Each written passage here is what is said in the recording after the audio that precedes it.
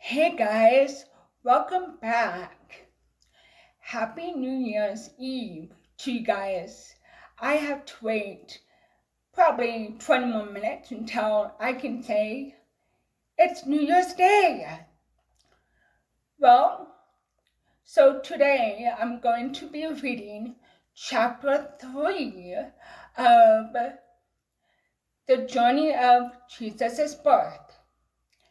And chapter 3 is called Absurdity in the Flesh. And it goes like this. You mean to tell me God became a baby? The one posing the question was puzzled. His thick eyebrows frowned in doubt, and his eyes squinted in caution. Though there were places to sit, he opted not to do so.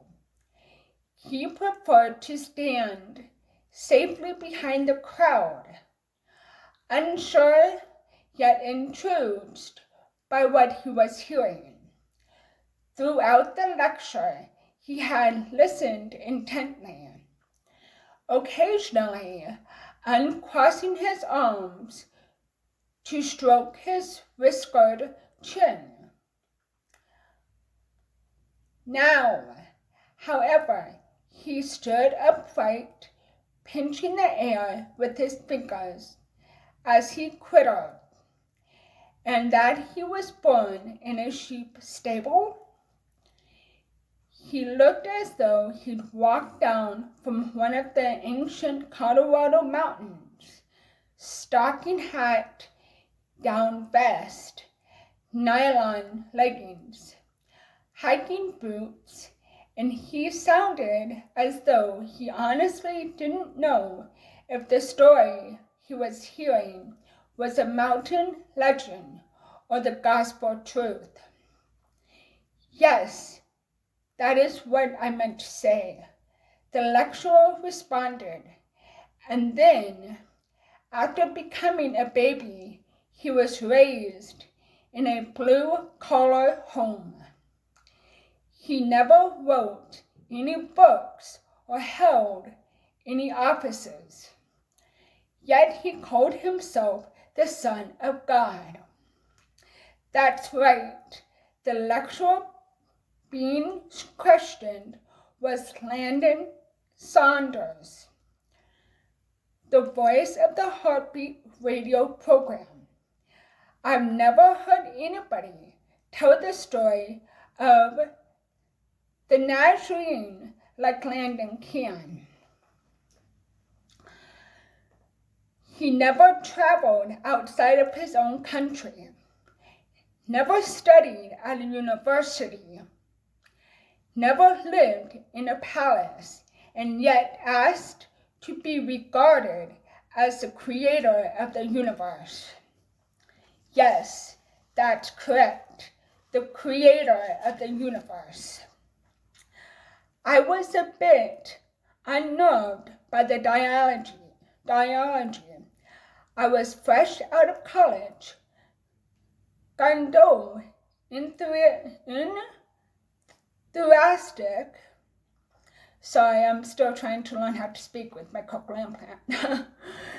As a volunteer helper in the lecture series, I had come with memorized verses and responses loaded in the chamber of my evangelistic six-shooter. However, I came prepared to defend a lifestyle, not a savior. I was ready to argue morality, doctrine, heaven and hell. I wasn't ready to argue a man. Jesus had always been someone I just accepted. These questions were a bit too aggressive for my virgin faith. In this crucifixion story, he was betrayed by his own people, No followers came to his defense, and then he was executed like a common junkyard thief. That's the gist of it. The authenticity of the questionnaire didn't allow you to regard him as a cynic, nor to dismiss him as a show-off. To the contrary, he seemed nervous about commanding such attention. His awkwardness betrayed his inexperience in public speaking, but his desire to know was just an ounce or two heavier than his discomfort. So he continued, and after the killing, he was buried in a borrowed grave. Yes, he had no grave of his own, nor money with which to purchase one. The honesty of the dialogy kept the audience spellbound. I realized I was witnessing one of those rare times when two people were willing to question the holy.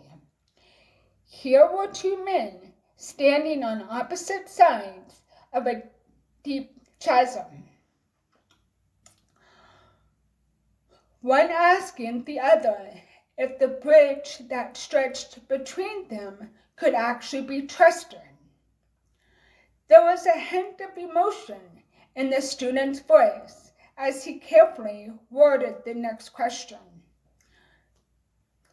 And according to what's written, after 3 days in the grave, he was resurrected and made appearance to over 500 people.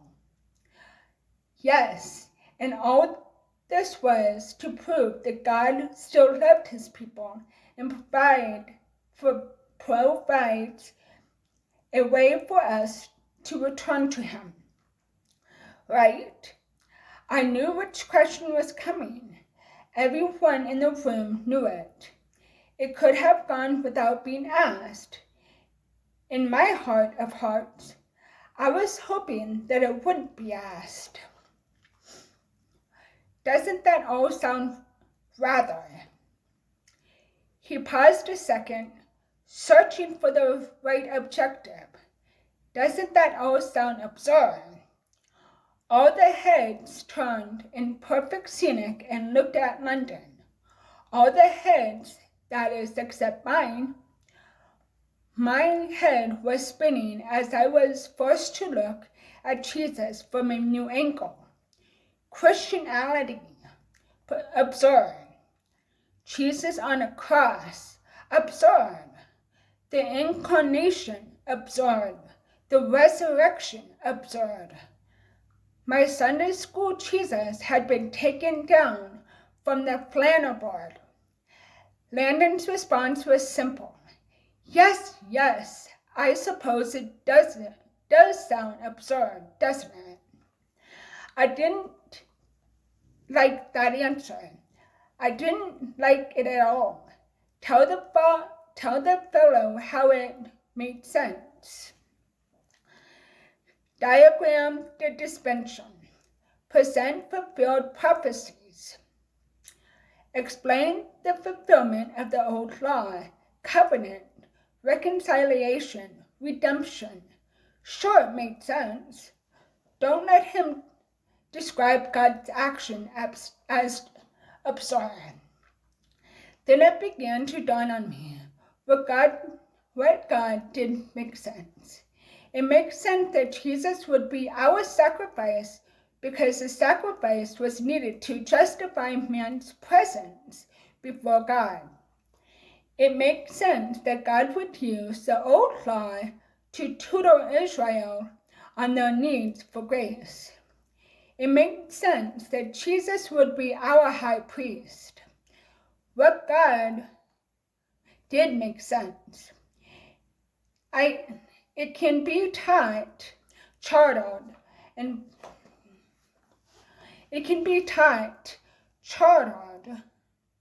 Hold on, I lost my place.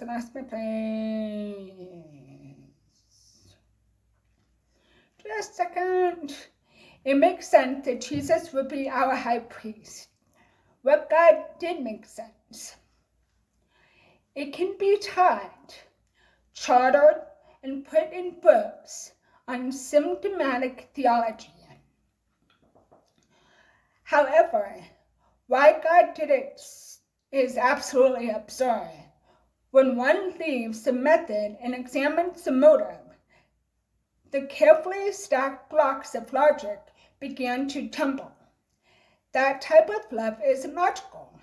It can't be neatly outlined in a sermon or explained in a term paper. Think about it. For thousands of years, using his wit and charm, man had tried to be friends with God. And for thousands of years, he had let God down more than he had lifted him up. He'd done the very thing he promised he'd never do. It was a fiasco. Even the holiest of the heroes sometimes forgot whose side they were on. Some of the scenarios in the Bible look more like the adventures of Sinbad the sailor than stories from Vacation Bible School. Remember these characters. Aaron, right-hand man to Moses, witnessed the plague.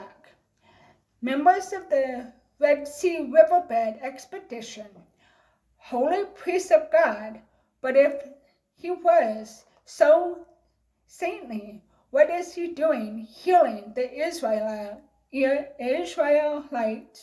in fireside aerobics in front of the golden calf?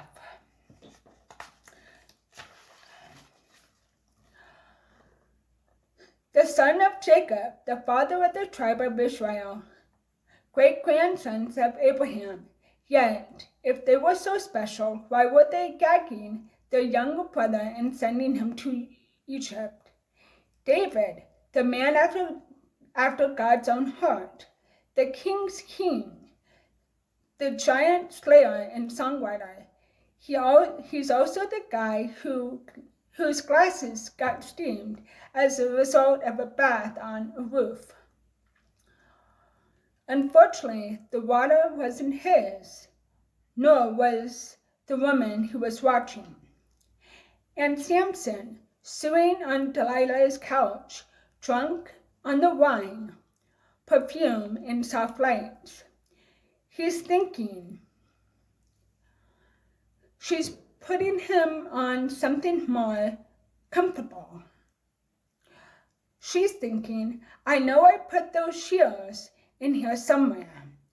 Adamant burned in fig leaves and stain of forbidden fruit. Moses thrown both his staff in a temper tantrum. King Saul looking into a crystal ball for the will of God. Noah, drunk and naked in his own tent. These are the chosen ones of God. These are the royal lineage of the king. These are the ones who were to carry out God's mission. It was easy to see the absurdity. Why didn't he give up? Why didn't he let the globe spin off the axle? Even after generations of people had spit in his face, he still loved them. After a nation of chosen ones had stripped him naked and ripped his incarnated flesh, he still died for them. And even today, after billions have chosen to prostitute themselves before the pimps of power, fame, and wealth, he still waits for them. It is explicable. It doesn't have a drop of logic nor a thread of rationality, and yet it is that very irrationality that gives the gospel its greatest defense, for only God can love like that. I don't know what happened to the inquisitive fellow in Colorado. He he disappeared as quickly as he came, but I'm in his debt. He forced me to see Jesus as I'd never seen him. At first I didn't recognize him. I guess I was expecting someone in a flowing frock with silky white hands. But it was he, the lion, the Judah lion. He walked out from among the dense trees of theology in Jerusalem and laid down in a brief clearing. In his paw was a wound, in his mane were stains of blood. But there was a royalty about him that silenced even the breeze in the trees. Blood-stained royalty, a God with tears, a creator with a heart. God became earth's mockery to save his children. How bizarre to think that such nobility would go to such poverty to share such a treasure with such thankless souls. But he did. In fact, the only thing more absurd than the gift is our stubborn unwillingness to receive it. If you loved that chapter 3, please give it a thumbs up. And not only that, hit the subscribe button so the upcoming videos you can hear more chapters. Chapter 4, Chapter 5, Chapter 6, Chapter 7. So I figured since today is a special celebration of the new year, I would sing you guys 2 more songs. And the 2 songs that I'm going to sing you, I wrote quite a while ago, months ago. And one of the songs that I'm going to sing you, if I can find it, is, just a second. Just a second.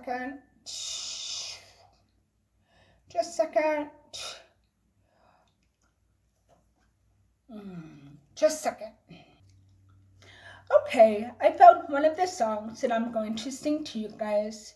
And this song is my very, very first song that I've ever written. And it was written about, I would say, 8, 9 years ago. And this song is called Why? And it talks about our feelings, like when someone passes, or someone gets hurt, or a loved one has a mental injury that you don't think they should have. We ask God, why? And it goes like this.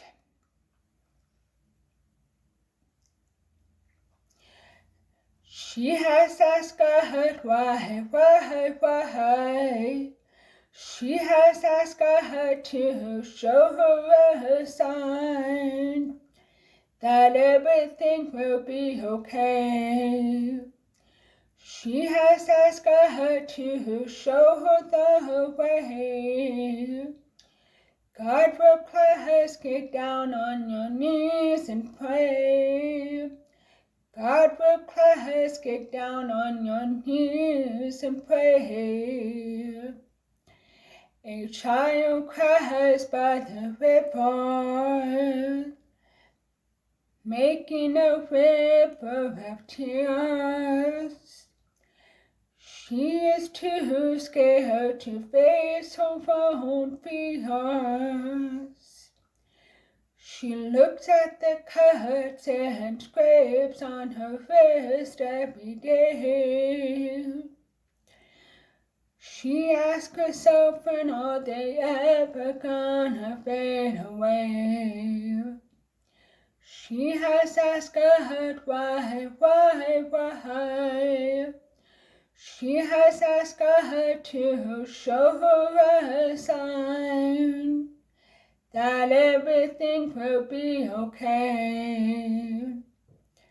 She has asked God to show her the way.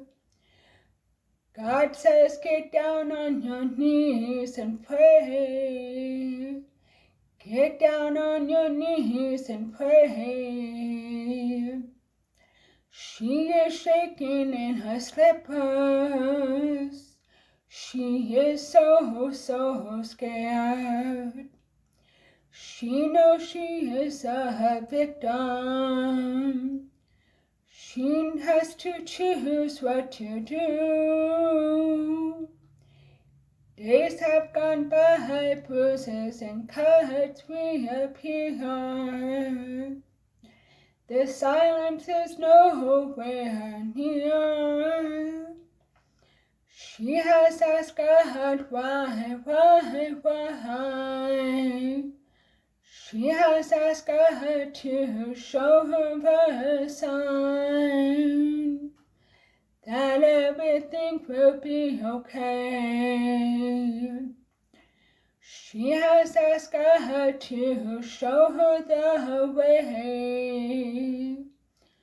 God replies, get down on your knees and pray. God replies, get down on your knees and pray. Brokenness is alive within her.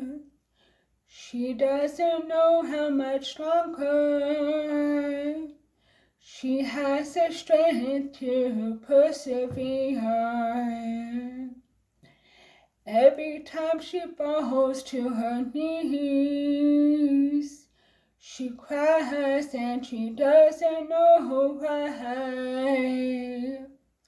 Every time she falls to her knees, she cries and she doesn't know why. She has asked God why. She has asked God to show her a sign that everything will be okay. She has asked God to show her the way. God replies, get down on your knees and pray. God replies, get down on your knees and pray.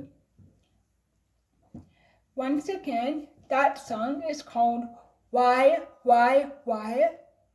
And more of the background to that song was I was just trying to release my feelings of being abused and having released my anger feelings so I didn't have to use them against me. And you guys don't have to use your anger against you. You guys don't. I mean, there is one person in this world, if everything else fails, that you can go to. And he is there 24/7. His name is Jesus.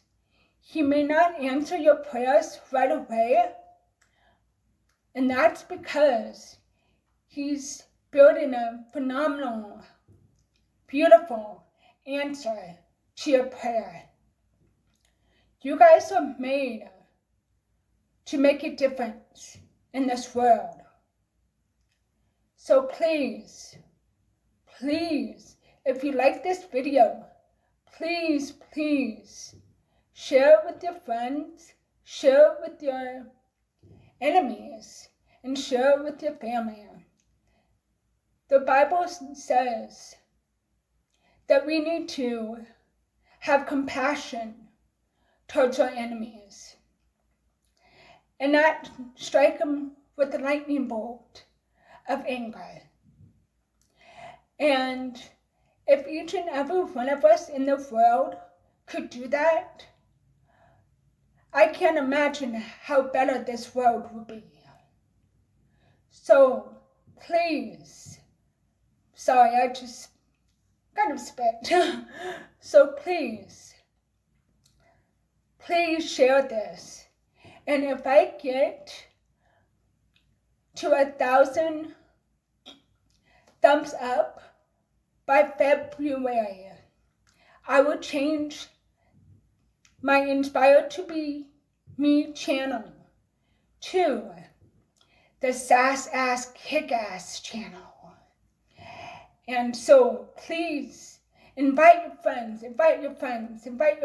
enemies, family, and let's get it to the Sasass channel. And by the way, Happy New Year! It's officially 2022. And let's put that darn old Satan to shame, guys. Let's do it. Talk to you later, alligator.